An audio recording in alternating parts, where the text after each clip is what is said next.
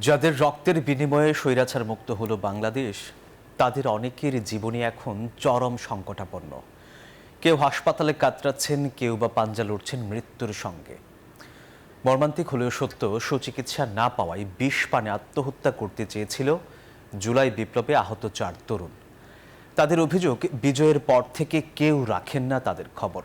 এদিকে এনসিপি নেতা সার্জিস আলম বলেন, কোনো ব্যক্তি বা দল নয়, রাষ্ট্রকে নিতে হবে আহত জুলাই যোদ্ধাদের দায়িত্ব। বিস্তারিত জানাচ্ছেন মাসুদ সুমন।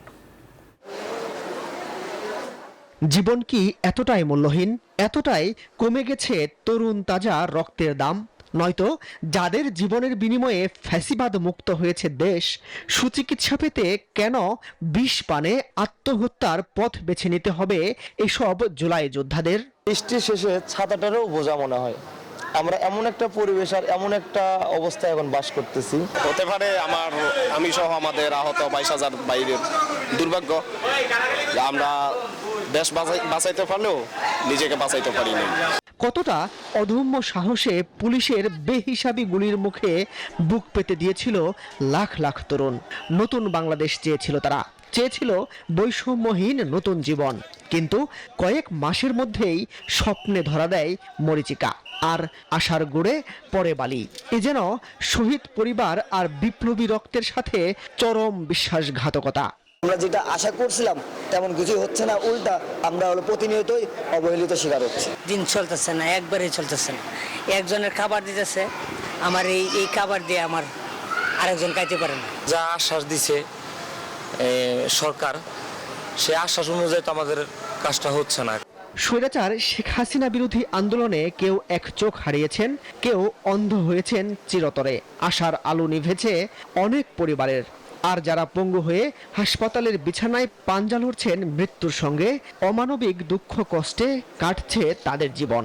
চিকিৎসার অভাবে আপনার এই জায়গায় পোকা হয়ে গেছে। দেখানোর পরে বলছে যে গুড, এর আগে দেখাইছি গুড, সব জায়গাতেই খালি গুড। তাহলে চোখের ব্যথা কি জন্য? আর একটু রোদের উপরে গেলে পরে চোখের দিয়ে তাকাইতেও পারি না। জুলাই যোদ্ধাদের অভিযোগ, বিজয়ের পর কেউ তাদের খবর রাখেন না, ঠিকমতো চিকিৎসা পাচ্ছেন না আহতরা, নিহতদের পরিবার পাচ্ছে না সরকারি সহায়তা, ফোন ধরেন না এনসিপি নেতারা, এমনকি দেন না SMS এরও জবাব। সব মিলিয়ে এক বুক অভিমান আর সীমাহীন অপ্রাপ্তিতে এখনো বেঁচে আছেন স্বপ্নবাজ তরুণরা। আমাদেরকে নিয়ে চিকিৎসার জন্য একটা করছিল, মানে 6 জন প্রতিনিধি বিশিষ্ট একটা টিম করছিল। এই 6 জন তাকে SMS দিয়েও এখন পায় না। এই যে নাগরিক পার্টি নতুন এনসিপি হয়েছে, তাদের লোক এখনো আসছে না। 24 ঘন্টা হয়ে যাচ্ছে, কিন্তু তাদের কানে তারা কিন্তু নিউজ দেখছে আমরা এইগুলো করছি। অভিযোগ এখানেই শেষ নয়। শারীরিক অবস্থার চরম অবনতি হলে উন্নত চিকিৎসার জন্য সিঙ্গাপুর নেওয়া হয় কয়েকজনকে। সেখানেও মিলেছে সীমাহীন অবহেলা, যা কাম্য নয় কোনোভাবেই। আমরা আমাদেরকে স্বাস্থ্য প্রতিষ্ঠার যে বাসাতে রাখছে, টাকার কথা ছিল হসপিটাল, না রেখে ওনার আন্ডারে রাখছে যে আমরা চিকিৎসা পাচ্ছি না।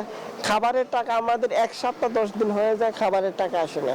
রাষ্ট্র কি এসব অভিযোগের দায় এড়াতে পারে, কিংবা পাশ কাটিয়ে যেতে পারে বৈষম্য বিরোধী থেকে জন্ম নেয়া এনসিপি নেতারা? এই দায়িত্ব হচ্ছে রাষ্ট্রের, সরকারের, কোনো ব্যক্তির বা সংগঠনের না। কিন্তু আমাদের একটা দায়বদ্ধতা আছে, কারণ আমরা একসাথে লড়াই করেছিলাম, আমরা সহযোদ্ধা। রাজনীতির মারপ্যাচ বুঝতে চান না আহত জুলাই যোদ্ধারা। তারা চান বিপ্লবের সুফল নিশ্চিত হোক, পূরণ হোক শিক্ষা, স্বাস্থ্যের মতো মৌলিক অধিকার। মাসুদ সুমন, নিউজ 24, ঢাকা।